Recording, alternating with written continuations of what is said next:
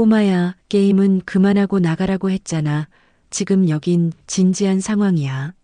마이클 팀장의 차가운 목소리가 회의실에 날카롭게 울렸습니다. 14살 소년 준호는 손에 든 노트북을 꼭 쥐며 떨리는 목소리로 말했어요. 정말 중요한 단서를 찾았어요. 이건 단순한 랜섬웨어가 아니라 됐고 중학생이 뭘 안다고. 회의실 문이 쾅 하고 닫혔고 복도에 홀로 남은 준호의 눈에는 분노와 결의가 동시에 타오르고 있었습니다. 언젠가는 내 말이 맞다는 걸 알게 될 거야. 바로 그 순간 회사 전체에 빨간 경고음이 요란하게 울리기 시작했어요. 그로부터 몇 시간 전 실리콘밸리 한복판 테크노바 솔루션즈 로비에는 퇴근 시간이 다가와도 아직 분주한 움직임이 이어지고 있었어요. 유리문을 밀고 나가는 정장 차림의 직원들 사이로 구석 벤치에 홀로 앉은 한 동양계 소년의 모습이 눈에 띄었습니다. 이준호, 14살. 그의 낡은 노트북 화면에는 복잡한 암호화 코드와 방화벽 분석 프로그램이 가득했죠. 작은 이어폰을 꽂고 온라인 사이버 보안 강의에 완전히 몰두한 채 펜으로 메모를 끄적이고 있었어요. 또 저 아시안 키드네. 맨날 저기 앉아 있어.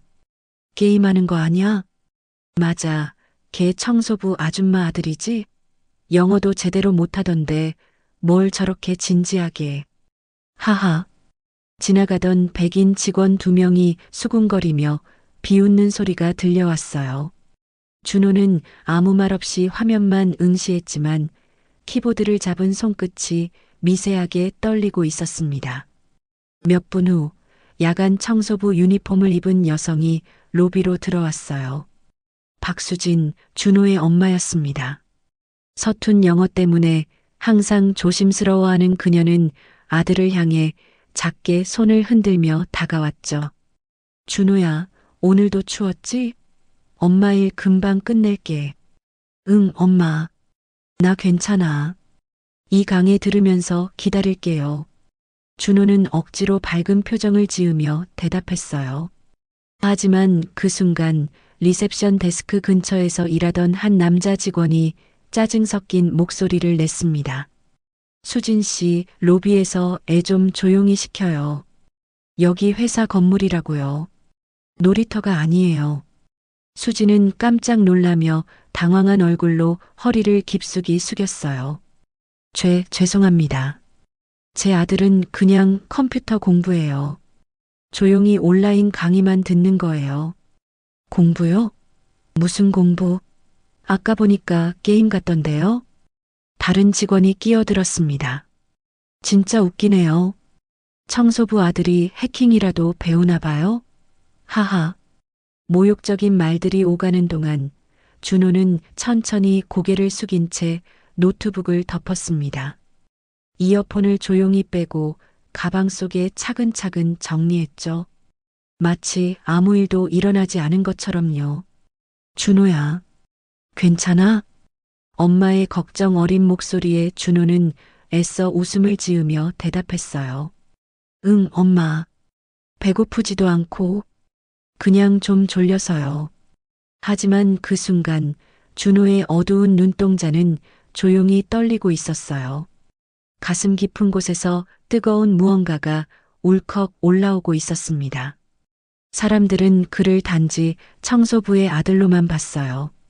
아무리 밤낮으로 컴퓨터를 파고들어도, 아무리 고급 보안 강의를 수십 개씩 듣고 공부해도 그 시선은 절대 바뀌지 않았어요. 마치 투명 인간처럼 그의 진짜 모습은 아무도 보려 하지 않았습니다. 로비 한쪽 벽면에 걸린 시계가 오후 6시 30분을 가리켰어요.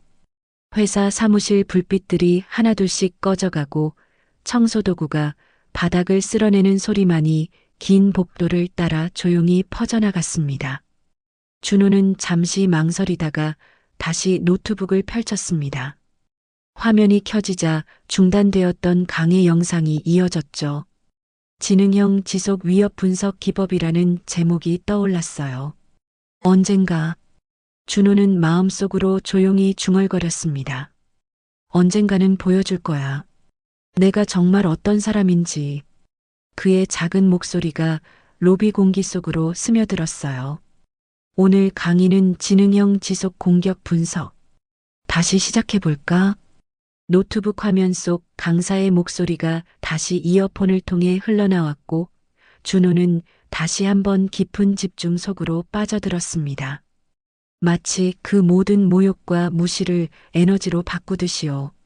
실리콘밸리의 저녁 하늘이 붉게 물들어가는 동안 한 소년의 조용하지만 뜨거운 다짐이 시작되고 있었습니다. 다음 날 아침 테크노바 솔루션즈는 평소와는 완전히 다른 분위기로 가득했어요.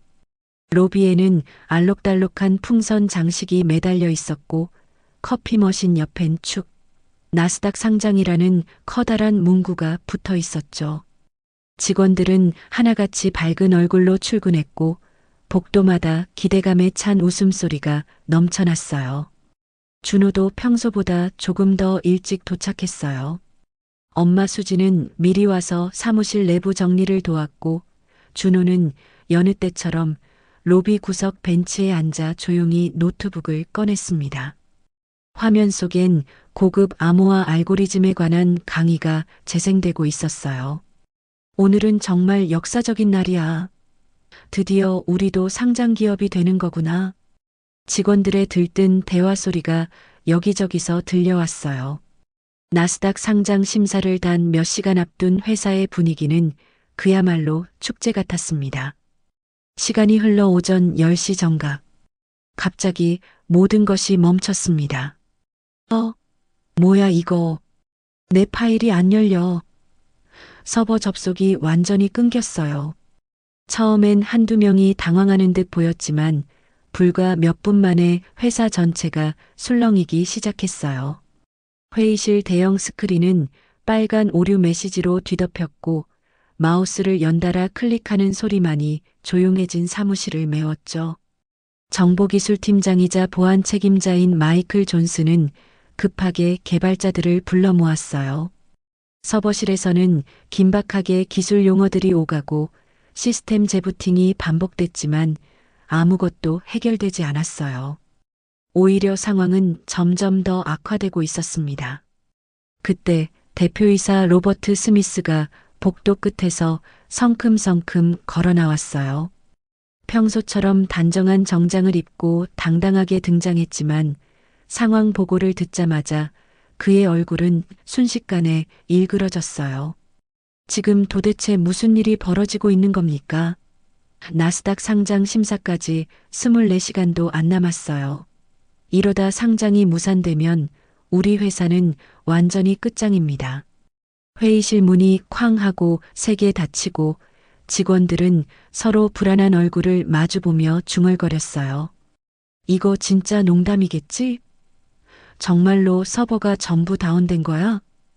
우리는 이제 어떻게 되는 거지?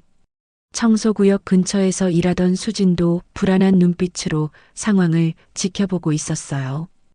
그녀는 복잡한 기술 용어들을 영어로 이해하기는 어려웠지만 사람들의 표정과 분위기만으로도 사태의 심각성을 충분히 느낄 수 있었죠.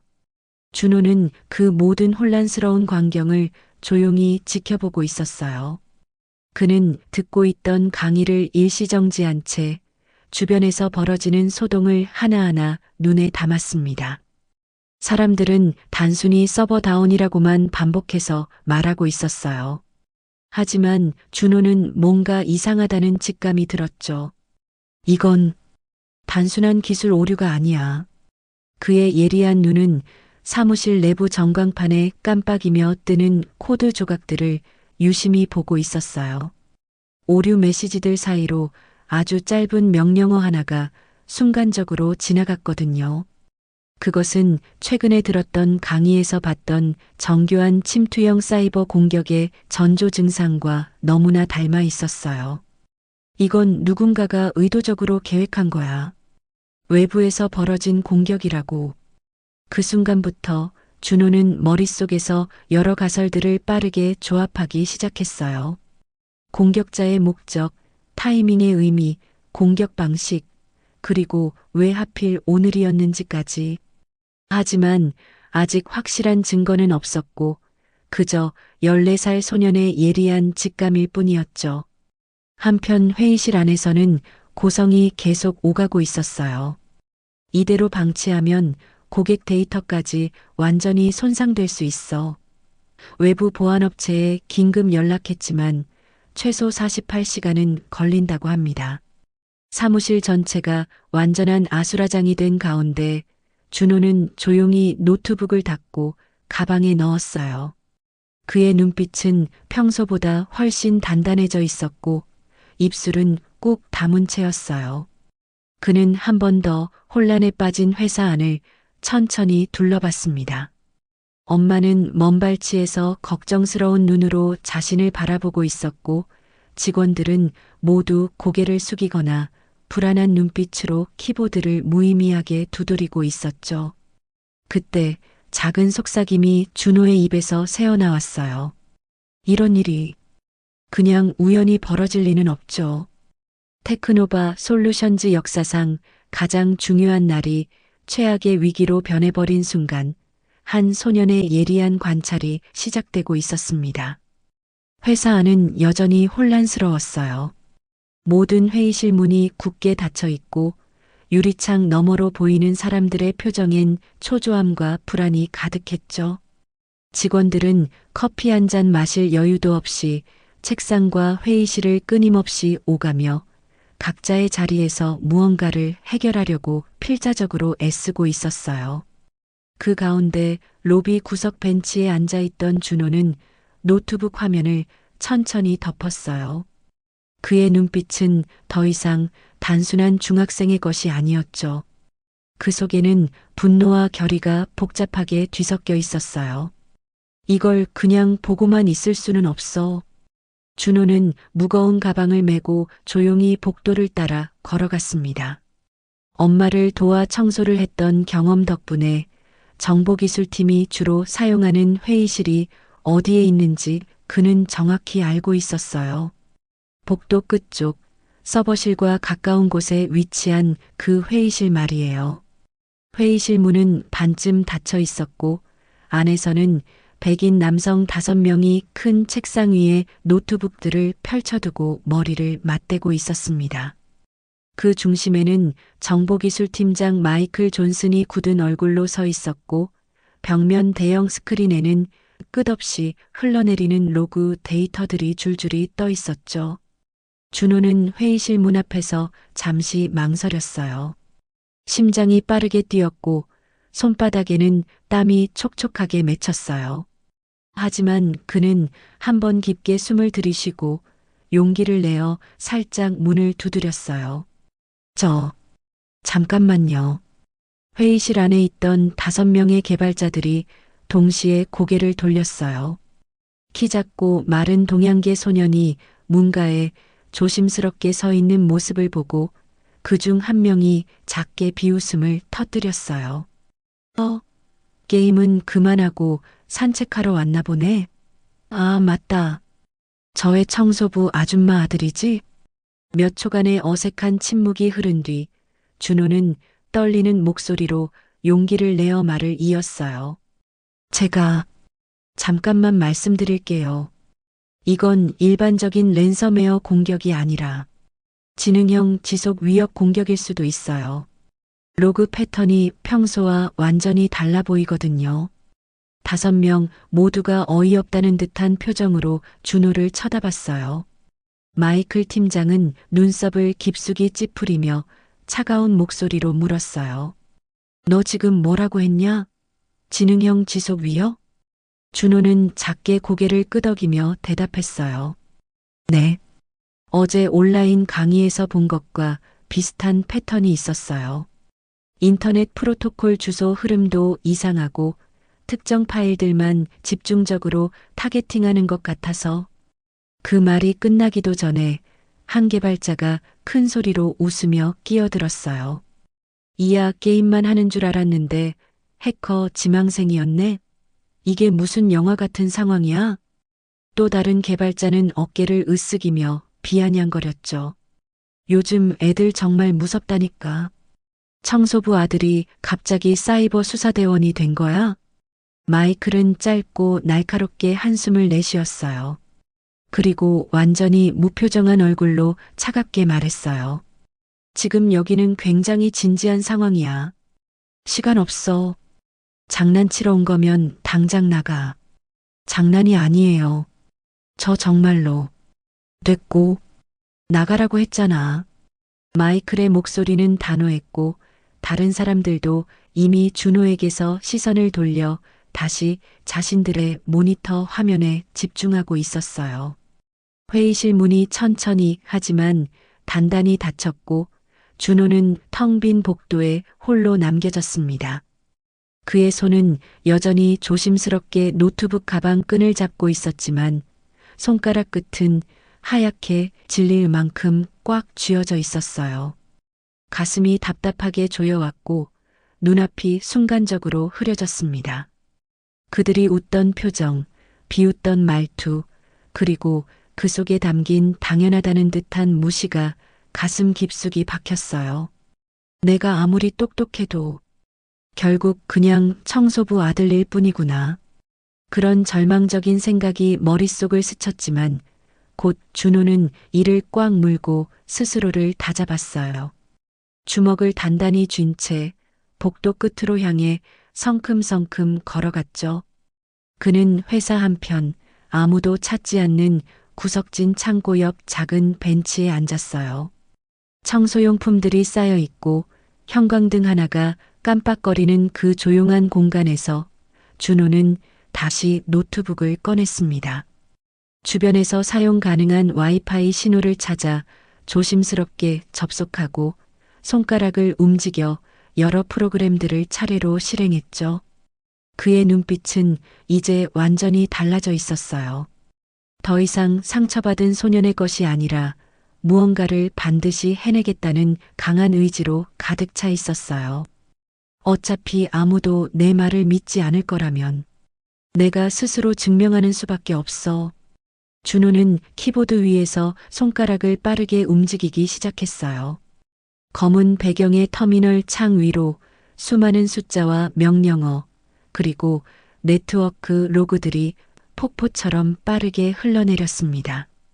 형광등이 깜빡이는 어둠 속에서 그 누구도 주목하지 않는 구석진 자리에서 조용히 한 소년이 자신만의 전쟁을 시작했어요. 회사 전체가 혼란에 빠진 가운데 가장 어린 그가 가장 용감하게 나서고 있었습니다. 준호는 회사 한 구석, 청소도구 창고 옆 구석진 벤치에 조심스럽게 앉았어요. 사람들이 거의 다니지 않는 복도 끝이었고 창고 문 옆이라 아무도 신경 쓰지 않는 완벽한 은신처였죠. 그는 주변을 두세 번 신중하게 살핀 뒤 낡은 노트북을 천천히 열었어요. 부팅 소리는 미리 꺼두었고 타이핑은 조심스럽지만 빠르게 이어졌습니다. 기기 자체는 몇 년 된 중고품이었지만 준호에게는 어떤 최신 노트북보다도 익숙한 전장이었어요.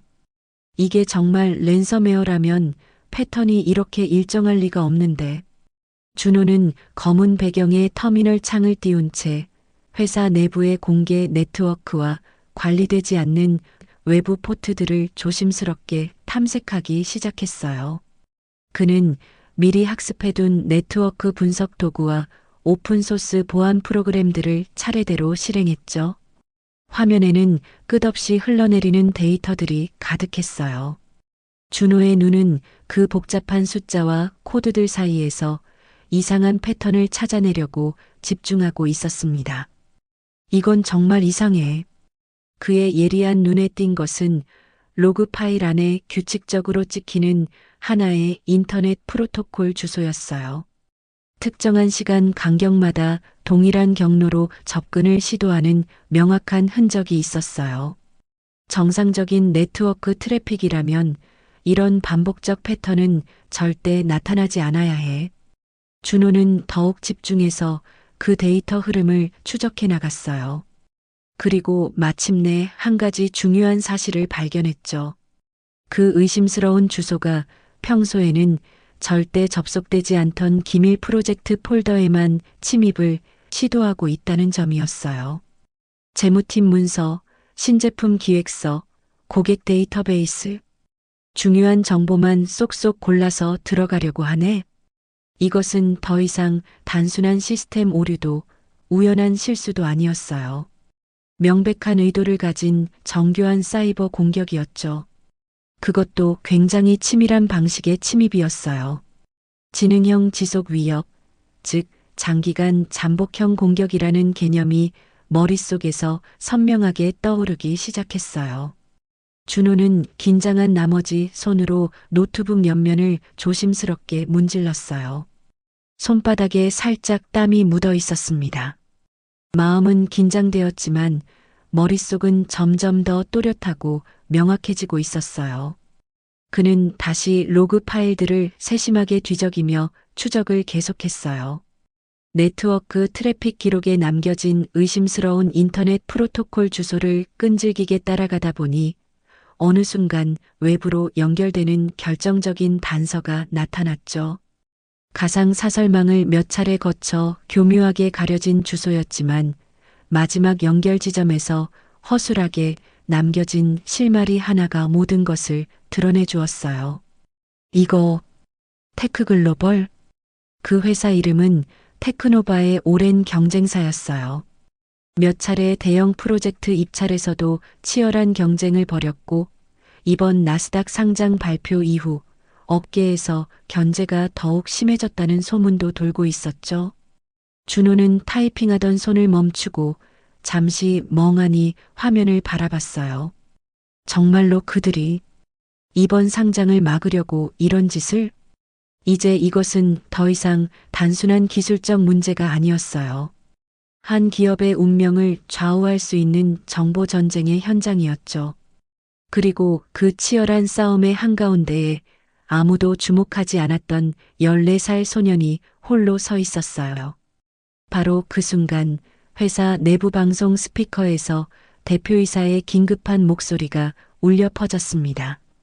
현재까지 시스템 복구가 전혀 이루어지지 않아 나스닥 상장 심사에 매우 큰 차질이 예상됩니다. 모든 부서는 즉시 비상 대응 방안을 마련해서 제출해 주시기 바랍니다. 순간 회사 전체가 다시 한번 소란스러워졌어요. 회의실 투명한 유리창 너머로 직원들이 급하게 몰리기 시작했고 복도 곳곳에 긴장감이 물결처럼 퍼져나가고 있었어요. 준호는 노트북 화면을 닫지 않았어요. 오히려 그는 더욱 신중하게 증거가 될 만한 로그 파일들을 안전한 곳에 백업하고 중요한 네트워크 트래픽 그래프들을 차례로 캡처해서 따로 정리했어요. 그리고 메모장을 열어 자신이 발견한 내용을 체계적으로 정리한 요약 보고서를 타이핑하기 시작했죠. 의심 인터넷 프로토콜 주소, 접근 경로 기밀 데이터 폴더 반복 침입 시도, 주요 타깃 재무 정보, 신제품 기획, 고객 정보, 가상 사설망 경유 흔적 다수 발견, 최종 접속 추적 결과 테크글로벌 네트워크, 공격 방식 분석 지능형 지속 위협 패턴 장기간 잠복 후 동시 다발 공격. 이 정도 증거면 충분히 설명할 수 있을 거야. 이제 이걸 반드시 누군가에게 보여줘야 해. 준호는 키보드에서 손을 떼며 깊숙이 숨을 들이켰습니다. 그의 얼굴에는 아직도 긴장감과 불안감이 남아 있었지만 눈빛만큼은 이전과는 완전히 달랐어요. 흔들림 없이 단단하고 확신에 차 있었어요. 이번에는 다시 거절당하더라도 절대로 포기하지 않을 거야. 바로 그때였어요. 멀리 복도 저편에서 지나가던 직원 한 명이 구석진 벤치에 앉아 있는 준호를 잠깐 힐끔 쳐다보았지만 그냥 무관심하게 지나쳐갔어요. 여전히 아무도 그가 무슨 중요한 일을 하고 있는지 전혀 알지 못했어요. 하지만 곧 모든 사람들이 알게 될 것입니다. 이 조용한 소년이 어떤 엄청난 폭풍을 불러일으킬지를. 창고 옆 아무도 주목하지 않는 구석진 자리에서 벌어지고 있는 이 조용한 혁명을 오후 3시를 넘기고 있었어요. 밖은 맑고 햇살이 따사롭게 내리쬐고 있었지만 테크노바 솔루션즈 사무실 안의 공기는 무겁고 답답하기만 했죠. 마치 정전이라도 난 것처럼 사람들은 입을 꾹 다물고 키보드만 무의미하게 두드렸고 회의실 안의 정보기술팀은 무기력한 얼굴로 서로를 바라보며 시간만 흘려보내고 있었어요. 준호는 손에 노트북을 단단히 들고 다시 그 회의실 앞에 서 있었어요. 이번에는 완전히 달랐어요. 손에는 정확한 증거와 체계적으로 정리된 분석 보고서, 그리고 흔들리지 않는 자신감이 있었습니다. 이번에도 무시당한다면, 그래도 난 끝까지 갈 거야. 그는 노크조차 하지 않고 당당하게 문을 열었어요. 이제 더 이상 주저하지 않았죠. 회의실 안에 있던 5명의 개발자들이 동시에 고개를 돌렸습니다. 마이클 팀장은 즉시 인상을 찌푸렸고 다른 사람들은 익숙하다는 듯 피곤한 얼굴로 그를 쳐다봤죠. 또 왔어? 게임하다가 지루해졌나 보지. 하지만 이번에는 준호가 단호하게 말을 이었어요. 이번엔 확실한 증거가 있어요. 이거 정말 심각한 문제예요. 회의실 안이 순간 조용해졌어요. 준호는 침착하게 노트북을 열고 미리 준비해둔 로그 파일과 캡처한 화면들을 차례로 보여줬어요. 이 인터넷 프로토콜 주소 보세요. 계속 반복적으로 우리 회사 내부 기밀 폴더에 접근하고 있어요. 평범한 랜섬웨어 공격이 절대 아니에요. 이건 지능형 지속 위협 공격이에요. 그리고 마지막 추적 결과 연결 지점이 바로 그때 팀원 중 가장 젊어 보이던 금발의 개발자 한 명이 호기심 가득한 표정으로 고개를 숙여 노트북 화면을 자세히 들여다봤어요. 그의 이름은 데이빗이었어요. 평소에는 과묵하지만 기술적 실력에 있어서는 팀 내에서 신뢰받는 인물이었죠.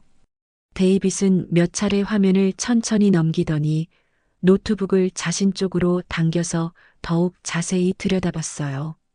그의 표정이 점점 진지해지며 서서히 달라지기 시작했습니다. 이거, 마이클, EMR이 맞는 것 같아. 여기 봐. 네트워크 트래픽 경로부터 침입 포트까지 완벽하게 정리되어 있어. 이건 그냥 장난으로 할 수 있는 게 아니야. 마이클 팀장은 눈살을 더욱 깊게 찌푸렸어요. 말도 안 돼. 얘는 그냥 애야. 중학생이라고. 뭘 제대로 알겠어. 데이빗은 준호를 한번 진지하게 바라본 뒤 다시 노트북 화면을 정확히 가리키며 말했어요. 지능형 지속 위협 공격일 가능성이 정말 높아. 접근 시각, 대상 폴더, 반복 패턴. 지금 우리가 보고 있는 기본 로그보다 훨씬 정밀하고 체계적으로 분석되어 있어. 이거 계속 무시하면 진짜 위험할 수 있어. 준호는 떨리는 목소리로 조심스럽게 말을 이었어요. 이대로 계속 방치하면 분명히 다음 공격이 올 거예요. 지금까지는 단순한 침투 단계였고 다음에는 본격적인 데이터 암호화가 시작될 거예요. 회사 전체 중요 데이터가 완전히 잠길 수 있어요. 순간 회의실 전체가 정적에 휩싸였어요. 데이빗 외에 다른 개발자들도 하나둘 화면을 진지하게 보기 시작했죠. 한 명은 머리를 극적이며 곤란한 표정을 지었고 또 다른 사람은 화면을 확대해서 세심하게 살펴보기 시작했어요. 바로 그때였습니다. 갑자기 사무실 전체에 날카로운 경고 알림음이 요란하게 울리기 시작했어요. 회의실 밖의 직원들이 우왕좌왕하며 황급히 자리에서 일어났고 복도 곳곳에서 당황한 목소리들이 터져 나왔습니다. 백업 서버도 완전히 접속이 안 돼요. 개발팀 문서 전체가 암호화되어 버렸어요. 이건 진짜로 당하고 있는 거예요. 회의실 안도 동시에 긴장감에 휩싸였어요. 마이클조차 깜짝 놀라며 자리에서 벌떡 일어나 급하게 자신의 노트북을 열었죠. 준호는 침착하게 하지만 단호한 목소리로 말했어요. 말씀드렸잖아요. 이제 진짜 공격이 시작된다고요. 데이빗은 잠시 말없이 노트북 화면을 응시하다가 천천히 덮고는 준호를 똑바로 바라보며 말했어요. 준호, 혹시 내가 분석한 자료 더 자세히 볼 수 있을까? 그 순간이었어요. 처음으로 누군가가 그의 이름을 제대로 불러준 것은 그 한마디가 준호의 가슴 속에서 뜨겁고 커다란 무언가를 울렸어요. 갑자기 불쑥 올라오는 감정을 간신히 억누르며 그는 작지만 확신에 찬 목소리로 고개를 끄덕였어요. 네. 기꺼이 도와드리겠어요. 회의실 밖에서는 여전히 혼란이 계속되고 있었지만 그 작은 공간 안에서는 무언가 새로운 변화가 시작되고 있었습니다. 한 소년의 목소리에 귀 기울이기 시작한 첫 번째 어른이 나타난 것이었어요. 마이클 팀장은 여전히 의심스러운 눈빛이었지만 데이빗의 진지한 표정을 보며 잠시 망설이고 있었어요. 회사 전체가 위기에 빠진 지금 어떤 가능성이라도 놓칠 수는 없었으니까요. 준호는 노트북을 다시 열며 마음속으로 다짐했어요. 이번이 진짜 기회야. 절대 놓치지 않을 거야. 사무실 곳곳에서 급하게 마우스를 클릭하는 소리와 키보드를 두드리는 소리가 마치 전쟁터의 북소리처럼 엇갈리며 퍼져나갔어요. 긴박한 분위기가 회사 전체를 휘감고 있는 가운데 회의실 한편에서는 이전과는 완전히 다른 새로운 기류가 흐르기 시작했죠. 준호야, 이쪽 로그 파일 한번 분석해 줄래? 네. 지금 침입하고 있는 인터넷 프로토콜 주소가 아까 발견한 그 주소랑 구조적으로 비슷해요. 그런데 접속 포트가 완전히 다르네요. 좋아. 그럼 여기서 일단 막아보자. 접근 권한 제한을 걸고 백도어 탐지 스크립트를 돌려볼게. 데이빗과 3명의 젊은 개발자들이 준호 주위에 촘촘히 모여 앉아 있었어요. 겉보기에는 초등학생처럼 어려 보이는 소년이 숙련된 개발자들 사이에서 빠르게 코딩하고 전문적인 설명을 덧붙이는 모습은 처음 보는 사람에게는 그야말로 충격적인 광경이었죠. 이게 해커들이 임시로 만든 파일 전송 서버예요. 이 경로를 통해서 우리 회사 데이터를 빼내고 있어요. 어떻게 그걸 찾아낸 거야? 네트워크 패턴이 계속 반복되고 있었어요. 경로명이 2번씩 중복되게 꼬여 있어서 정규 표현식 필터를 써서 추적했어요. 뭐라고? 정규 표현식 필터? 중학생이 그런 걸 써? 이거 진짜 농담이 아니었구나. 개발자들의 눈빛이 점점 달라지기 시작했어요. 처음에는 단순한 놀람이었고 그 다음에는 경탄이었죠. 그리고 마침내는 진정한 존중이라는 감정이 서서히 스며들기 시작했어요. 회의실 밖에서는 여전히 마비된 시스템 때문에 모든 직원들이 분주하게 움직이고 있었지만 이 작은 공간 안에서는 아주 조심스럽게 해결의 실마리가 하나씩 엮이고 있었어요. 준호는 회의실 벽면의 커다란 모니터에 복잡한 로그 데이터를 띄우며 차근차근 설명했어요. 이게 해커가 남긴 디지털 발자국이에요.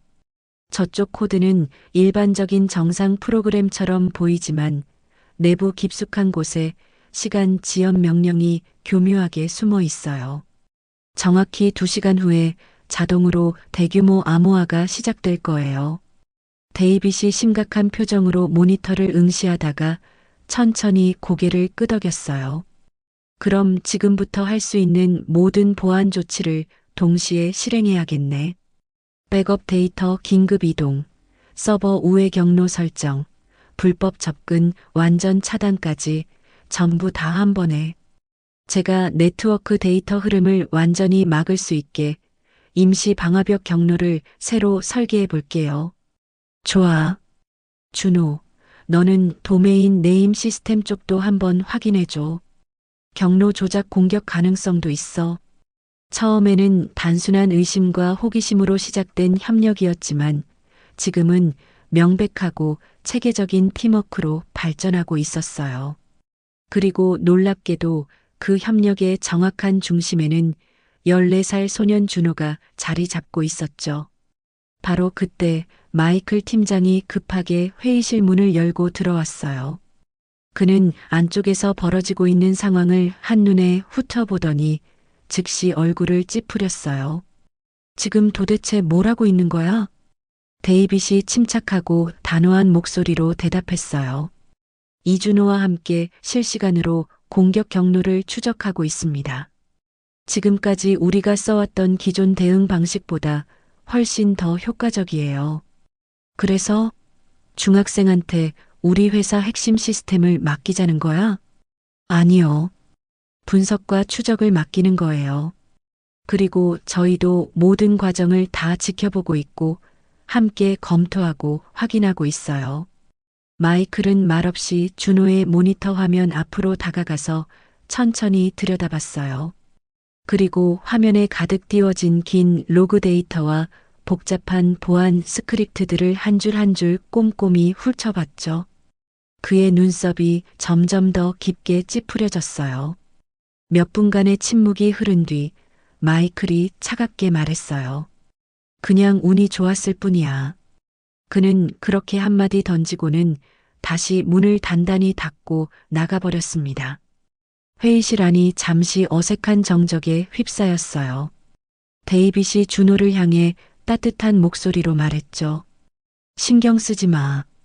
지금 정말 중요한 건 누가 이걸 해냈는지가 아니라 어떻게 하면 이 공격을 완전히 막아낼 수 있느냐야. 준호는 작지만 단단한 미소를 지으며 조용히 고개를 끄덕였어요. 바로 그 순간 다시 한번 날카로운 경고 알람이 사무실 전체에 요란하게 울려 퍼졌어요. 대용량 데이터 전송 속도가 급격히 상승하고 있어요. 본격적인 암호화 공격 카운트다운이 시작됐어요. 남은 시간은 정확히 6시간. 준호는 깊게 숨을 들이쉬며 손가락을 쫙 펴고 다시 키보드를 향해 손을 뻗었어요. 그의 눈빛은 이제 완전히 달라져 있었어요. 더 이상 무시당하는 소년이 아니라 팀의 핵심 구성원으로서의 자신감이 넘쳐나고 있었어요. 그럼 지금부터가 진짜 시작이에요. 회의실 안의 모든 사람들이 준호를 중심으로 더욱 단단히 뭉쳤어요. 시간은 빠르게 흘러가고 있었지만 이제 그들에게는 희망이 있었습니다. 창밖으로는 여전히 따스한 햇살이 비치고 있었지만 회의실 안에서는 디지털 세계를 구하기 위한 치열한 전투가 막 시작되려 하고 있었어요. 사무실의 공기는 점점 더 무겁고 압박감 넘치게 변해가고 있었어요. 하루 종일 끊임없이 울려 퍼지는 경고 알람과 시스템 다운 메시지, 그리고 무정하게 흘러가는 시계 소리까지 모든 것이 직원들의 신경을 한 지점으로 바짝 조이고 있었죠. 회의실 안에서는 준호와 데이빗 그리고 젊은 개발자들이 고개를 맞대고 쉴 틈 없이 데이터를 분석하고 있었어요. 하얀 화이트보드에는 복잡한 네트워크 경로도와 정확한 침입 시간표가 빼곡히 적혀 있었고 벽면 대형 스크린에는 실시간으로 변화하는 서버 상태창이 계속 갱신되고 있었습니다. 지금 이 경로를 보세요. 3번째 우회 주소예요. 준호가 마우스 커서를 한 지점에 정확히 멈춰 세웠어요. 이건 우리 내부 서버에서 바깥으로 빠져나간 흔적이 아니에요. 아예 외부에서 내부로 정기적으로, 계획적으로 접속한 명확한 증거예요. 데이빗이 눈을 가늘게 뜨며 화면을 따라 추적했어요. 가상 사설망 우회만 무려 4단계네. 그런데 여기 마지막 최종 접속지가 테크글로벌 네트워크? 순간 회의실 안의 모든 사람들이 화면을 향해 완전히 굳어버렸습니다. 설마 테크글로벌? 그 회사 맞죠? 이번 나스닥 상장 경쟁사. 준호는 더욱 조심스럽게 백업 로그 파일들을 차례로 열었어요. 이 경로를 통해서 정기적인 데이터 통신이 오간 게 정확히 3주 전부터예요. 지난주에 공격 도구들을 배치했고 오늘 아침 9시부터 자동 실행 타이머가 작동 중이에요. 이 정도면 법정에서도 통할 완벽한 증거잖아. 데이빗이 깊은 한숨을 내쉬며 말했어요. 바로 경찰에 신고하면 모든 게 끝나는 거 아니야? 하지만 그 말에 옆에 있던 다른 개발자가 심각한 표정으로 고개를 저었어요. 문제는 바로 그거야. 신고하고 수사기관 조사에 들어가면 나스닥 상장 심사가 자동으로 연기돼. 오늘 자정까지 시스템 복구를 완료해야만 상장 심사 일정이 유지되거든. 회의실 안은 다시 한번 무거운 정적에 휩싸였어요. 이대로 경찰에 신고하면 범인은 잡을 수 있겠지만 회사는 결국 무너지게 됩니다. 그렇다고 시스템 복구를 못하면 역시나 회사는 망하게 되고요. 바로 그 절망적인 순간 시스템 전체에서 전례 없는 이상 반응이 폭발적으로 터져 나왔어요. 붉은 배경의 거대한 에러창이 모든 모니터 화면을 가득 채웠고 각각의 단말기마다 전체 시스템 암호화 시작이라는 무시무시한 경고 메시지가 깜빡이며 전멸했어요. 이거 도대체 뭐야?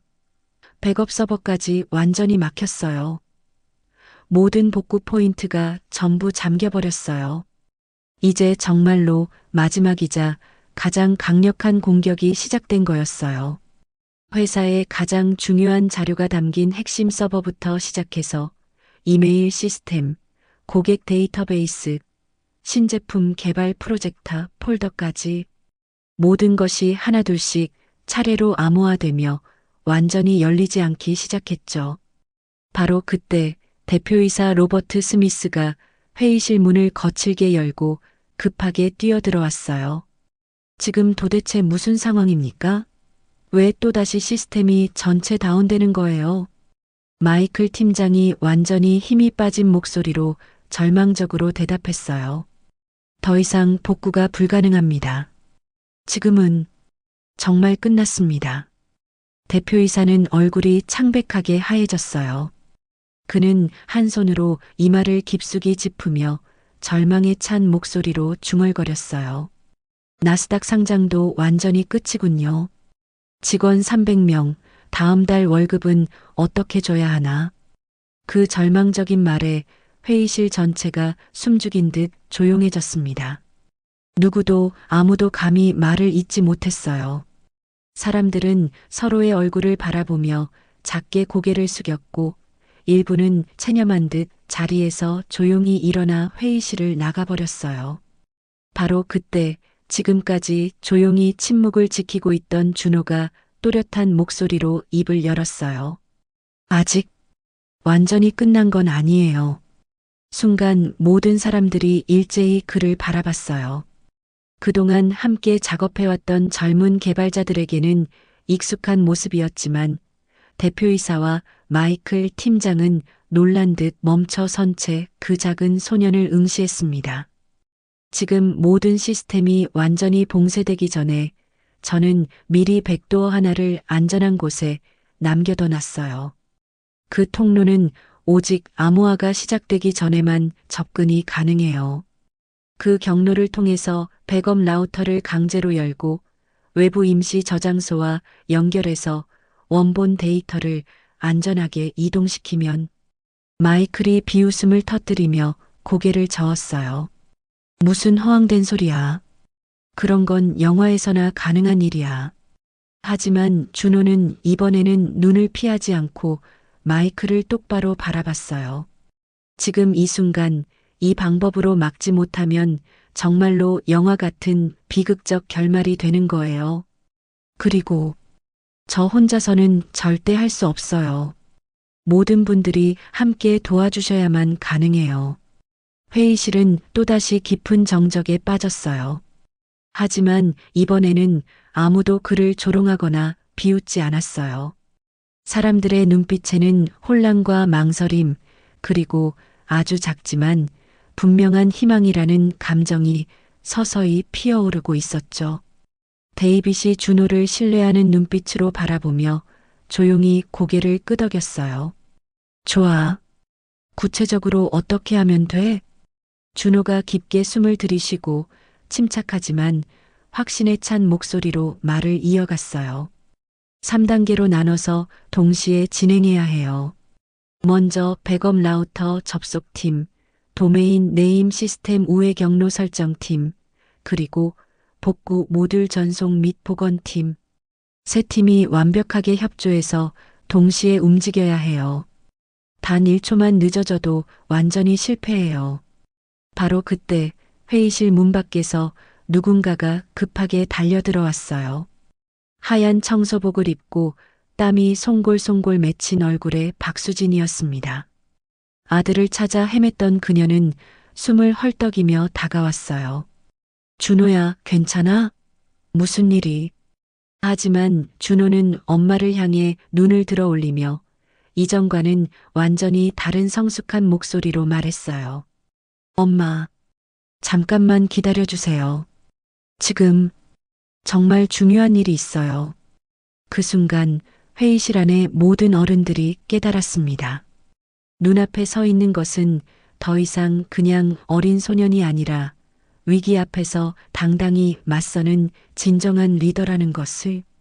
회의실 안은 마치 전투 직전의 작전 지휘 본부처럼 완전히 변해 있었어요. 하얀 화이트보드에는 급하게 짜낸 시스템 복구 작전 순서가 빼곡히 적혀 있었고 각 구역별 담당자 이름 옆에는 정확한 실행 시간과 접속 경로가 세세하게 기록되어 있었죠. 모니터 곳곳에서는 여전히 붉은 경고 알람이 불안하게 깜빡이고 있었고 사람들의 얼굴에는 극도의 피로와 긴장감 그리고 아주 작지만 분명한 희망이 복잡하게 뒤섞여 있었어요. 준호는 자신의 노트북을 앞에 두고 침착하게 한 걸음 앞으로 나섰습니다. 이제 그의 모든 움직임에서는 더 이상 망설임이나 주저함을 찾아볼 수 없었어요. 이제부터 정확히 20분 안에 모든 준비가 완료되어야 해요. 복구 라우터가 열릴 수 있는 시간은 딱 7분뿐이에요. 그 짧은 시간 동안 3개의 독립된 경로에서 중요 데이터를 동시에 이동시키고 암호화 루틴을 완전히 우회해야 해요. 그의 목소리는 흔들림 없이 단호했고 14살 소년의 어린 얼굴에서는 상상할 수 없을 만큼 성숙하고 차분한 리더십이 자연스럽게 흘러나왔습니다. 도메인 네임 시스템 팀은 데이빗이 맡아주세요. 백업 라우터 관리는 엘리사, 그리고 전송 데이터 암호화 우회는 제가 직접 담당할게요. 바로 그때 지금까지 조용히 지켜보고 있던 마이클 팀장이 조심스럽게 입을 열었어요. 회의실 안의 모든 사람들이 동시에 그를 바라봤죠. 잠시 머뭇거리며 고민하던 그는 마침내 준호를 똑바로 바라보며 진심 어린 목소리로 말했어요. 나도 데이터 전송 모듈을 맡겠다. 짧은 정적이 흘렀고 곧 회의실 전체에서 키보드를 두드리는 소리가 박수처럼 힘차게 터져 나왔어요. 드디어 정말로 모든 사람들이 하나가 된 역사적인 순간이었어요. 각 부서의 직원들은 준호가 지정해준 역할을 명확히 분담받은 뒤 본격적인 최종 준비 작업에 들어갔습니다. 한 명은 실시간 로그 분석창을 여러 개 띄워놓고 모니터링을 시작했고 다른 한 명은 무선 통신 장비와 네트워크 케이블들을 꼼꼼히 점검했어요. 또 다른 사람은 회선 상태와 데이터 흐름을 실시간으로 추적할 수 있는 프로그램을 실행했죠. 준호는 회의실 중앙에서 벽에 걸린 시계 옆에 작은 디지털 타이머를 집중해서 응시하고 있었어요. 최종 게이트 오픈까지 정확히 5분 남았어요. 그의 차분한 지시에 따라 3개의 핵심 팀은 각각 지정된 자리로 신속하게 흩어졌습니다. 데이빗은 복잡한 도메인 네임 시스템 우회 경로를 빠르게 코딩하면서 힘찬 목소리로 외쳤어요. 도메인 네임 시스템 터널링 정상 작동 확인 완료. 임시 우회 경로 안전하게 확보했어요. 엘리사는 여러 개의 백업 포트에 정밀한 장비들을 차례로 연결하며 긴장 속에서도 정확하게 보고했죠. 라우터 3번, 5번, 7번 연결 모두 완료. 테스트 트래픽 통과 상태 양호해요. 준호는 모든 시스템을 마지막으로 한 번 더 점검한 뒤 깊게 숨을 들이쉬고 자신의 노트북에서 결정적인 키를 눌렀어요. 암호화 차단 모듈 작동 시작. 지금부터 정확히 7분간 복구 작전을 개시합니다. 그 순간 테크노바 솔루션즈의 메인 서버에 전례 없는 새로운 데이터 경로가 기적적으로 생성되었고 그 통로를 통해 암호화되지 않은 깨끗한 원본 데이터들이 거대한 간물처럼 쏟아져 나오기 시작했어요. 회의실 안의 모든 사람들이 숨을 죽이며 고도의 집중력으로 그 과정을 지켜봤습니다. 마치 거대한 댐이 터진 것처럼 중요한 데이터들이 번개 같은 속도로 외부의 안전한 임시 저장소로 차례차례 이동하고 있었죠. 모니터 화면에서 한 줄씩 복구되어 가는 파일 목록을 확인한 사람들의 얼굴에는 놀라움과 안도감이 동시에 번져나갔어요. 하지만 바로 그 긴장된 순간 예상치 못한 치명적인 문제가 발생했어요. 타이머 중단 오류 발생. 데이터 전송이 갑자기 중단됐어요. 도메인 네임 시스템 경로 일부가 차단당했어요. 무선 회선에서 심각한 지연 현상이 발생하고 있어요. 갑작스럽게 터진 연쇄적인 문제들의 현장은 다시 한번 극도의 혼란에 빠졌습니다. 사람들의 손이 불안하게 떨렸고 일부는 당황해서 자리에서 벌떡 일어나 불안한 눈빛으로 주위를 두리번거렸어요. 준호는 잠시 조용히 입을 다물고 상황을 냉정하게 파악했어요. 깊게 숨을 들이쉰 뒤 번개같이 빠른 속도로 문제점을 분석하기 시작했죠. 이번 경로가 완전히 막혔어요. 하지만 비상 우회로가 하나 더 남아 있어요. 제가 직접 수동으로 타이핑할게요. 데이빗, 백업 우회 코드 12번 시퀀스를 지금 당장 전송해 주세요. 그의 손가락들은 마치 피아니스트처럼 정확하고 빠르게 키보드 위에서 춤을 추었고 데이빗은 즉시 필요한 코다 조각을 완벽하게 전송했어요. 준호는 입력창에 복잡한 코드를 붙여넣으며 확신에 찬 목소리로 외쳤습니다. 라우터 긴급 재연결. 데이터 전송 즉시 재개. 기적적으로 모니터에서 붉은 에러창들이 하나둘씩 사라지기 시작했고 다시 한번 소중한 데이터들이 안전한 곳으로 빠르게 이동하기 시작했어요. 이번에는 단 한 줄의 경고 메시지도 나타나지 않았죠. 엘리사가 감격에 겨운 눈빛으로 떨리는 목소리로 말했어요. 정말로 시작됐어요. 시스템 복구가 실제로 이루어지고 있어요. 마이클은 말없이 고개를 깊숙이 떨구고 두 손으로 이마를 덮었어요. 목소리에는 경외감이 가득했어요. 이걸 정말로 해낸 거야. 디지털 타이머가 30분을 정확히 가리키는 그 순간 테크노바 솔루션즈의 모든 서버가 완전한 정상 복구 상태로 전환되었습니다. 시스템 모니터에서는 오직 건강한 초록색 불빛만이 평화롭게 반짝였고 하루 종일 사람들을 괴롭혔던 경고음 대신 짧고 맑은 복구 완료 알림음이 사무실 전체에 희망적으로 퍼져나갔죠. 회의실 안의 모든 사람들은 그 자리에 완전히 멈춰서서 믿기 어려운 현실을 받아들이고 있었어요. 몇 초간의 숨막히는 침묵이 흐른 뒤 갑자기 엄청난 환호성이 천장을 뚫을 듯 터져 나왔어요. 해냈다. 우리가 살았어. 이 놀라운 아이가 우리 회사 전체를 구해냈어. 그 뜨거운 환호와 감동의 정확한 중심에 서 있는 사람은 바로 14살의 한국계 소년 이준호였습니다. 회의실 문 옆에서 모든 과정을 지켜보고 있던 엄마 박수진은 더 이상 눈물을 참을 수 없었어요. 그녀는 눈물을 흘리며 아들에게 달려가 꼭 안아주었어요. 준호야, 엄마가 정말 미안해. 너는 정말로 대단한 아이구나. 준호는 엄마의 품에서 조용하고 따뜻한 미소를 지었습니다. 그리고 회의실 벽에 자랑스럽게 걸려있는 테크노바 솔루션즈 회사 로고를 바라보며 마음속으로 생각했죠. 사람들은 처음에는 날 전혀 믿지 않았지만 이제는 내가 정말 누구인지 모두 알게 됐어. 그 순간 준호는 더 이상 무시당하는 청소부의 아들이 아니었어요. 그는 진정한 사이버 영웅이 되어 있었습니다.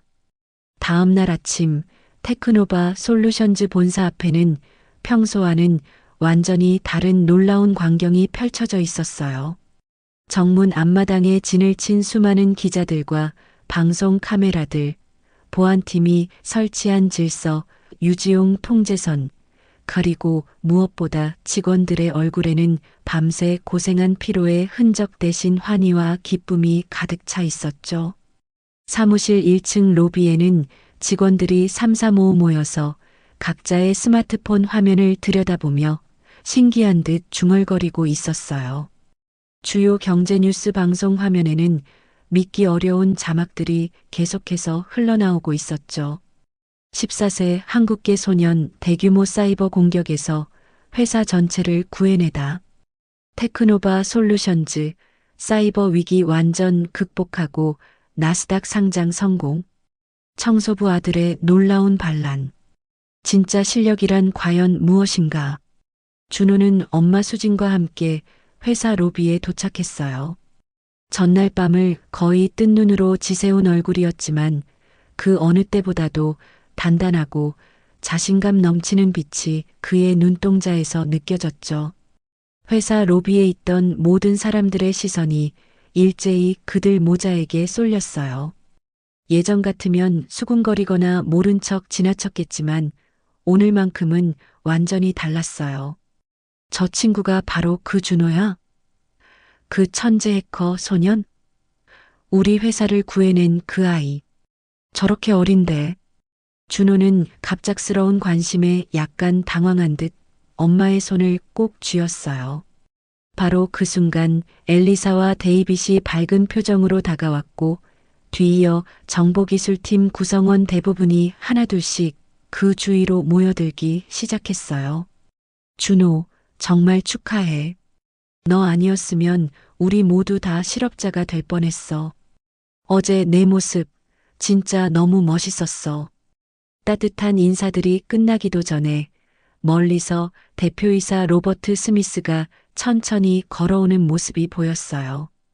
평소처럼 단정한 정장에 깔끔한 넥타이를 메고 있었지만 그의 표정에는 여유로움 대신 진심 어린 감사와 존경의 마음이 가득 담겨 있었어요. 그는 모든 사람들이 보는 앞에서 멈춰서서 로비 전체에 들리도록 명확하고 진심 어린 목소리로 말했어요. 여러분, 우리는 어제 진정한 기적을 직접 경험했습니다.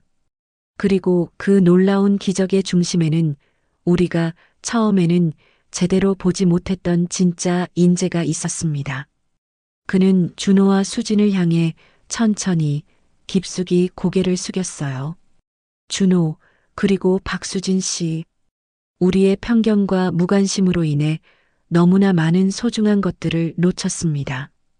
마음 깊은 곳에서 진심으로 사과드립니다. 로비 곳곳에서 자발적인 박수가 우렁차게 터져나왔어요. 엄마 수지는 감격으로 눈가가 빨갛게 붉어졌고 준호는 겸손하게 고개를 숙여 정중하게 인사했죠. 바로 그때 마이클 팀장이 사람들 사이를 헤치며 앞으로 나왔어요. 며칠 전까지만 해도 준호를 차갑게 문 밖으로 내쫓던 바로 그 사람이었어요. 그는 준호 앞에 조용히 멈춰서더니 진심이 담긴 눈빛으로 바라보며 손을 정중하게 내밀었어요. 준호, 나보다 훨씬 뛰어난 사람을 만났을 때 그것을 솔직하게 인정하는 것도 진짜 엔지니어가 가져야 할 자세라고 생각해.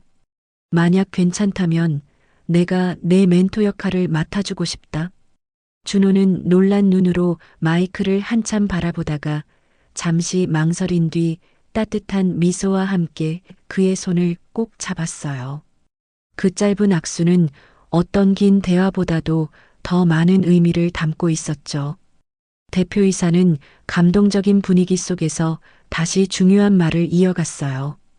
우리는 이준호 군에게 테크노바 솔루션즈의 정식 사이버 보안 컨설턴트 계약을 공식적으로 제안할 예정입니다.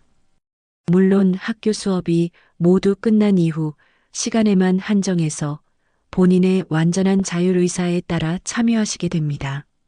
로비 전체에서 더욱 큰 박수가 울려 퍼졌고 감동받은 몇몇 직원들은 눈물을 닦아내고 있었어요. 그 따뜻하고 벅찬 광경 한가운데서 수지는 떨리는 손으로 아들의 손을 더욱 꼭 쥐었어요. 준호야, 엄마가 정말 잘못 생각했었어. 컴퓨터 공부 계속해도 된다고 말해놓고 사실은 속으로 겁이 났었거든. 그런데 너는 정말로 놀라운 아이였구나. 준호는 말없이 따뜻하고 환한 미소를 지었어요. 그 미소 속에는 지금까지 쌓여왔던 모든 외로움과 분노, 억울함과 상처, 그리고 그 모든 시련을 꿋꿋하게 이겨낸 작은 영웅의 당당함과 자부심이 고스란히 담겨 있었죠. 잠시 후 감동적인 순간이 지나가자 사람들은 각자의 업무로 돌아갔어요. 하지만 지나가는 모든 직원들의 시선에는 이전과는 완전히 다른 존경과 친근함이 가득했어요. 준호는 로비 구석, 그가 항상 혼자 앉아있던 그 익숙한 벤치에 가방을 내려놓고 자연스럽게 앉았어요. 오래되고 낡은 노트북을 조심스럽게 펼치고 늘 그랬던 것처럼 익숙한 학습 화면을 켰죠. 이제는 아무도 그를 이상하게 쳐다보거나 비웃지 않았어요. 오히려 지나가던 한 직원이 친근하게 말을 걸었어요. 오, 우리 천재 해커님께서 또 새로운 공부를 시작하시는군요. 그 농담 섞인 말에 준호는 부끄러운 듯 쿡 웃었어요.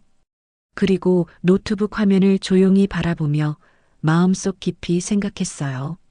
내가 이 모든 걸 처음 시작했을 때는 그 누구도 나를 믿어주지 않았지. 하지만 지금은 완전히 달라졌어. 이제 아무도 날 단순히 청소부의 아들이라고 부르지 않아. 화면 너머로 마치 시청자들을 향하는 것처럼 준호가 천천히 고개를 들어 올리며 확신에 찬 목소리로 말합니다. 꿈을 절대 포기하지 마세요. 언젠가는 반드시 여러분의 진짜 가치와 능력을 제대로 알아봐 줄 사람들이 나타날 거예요.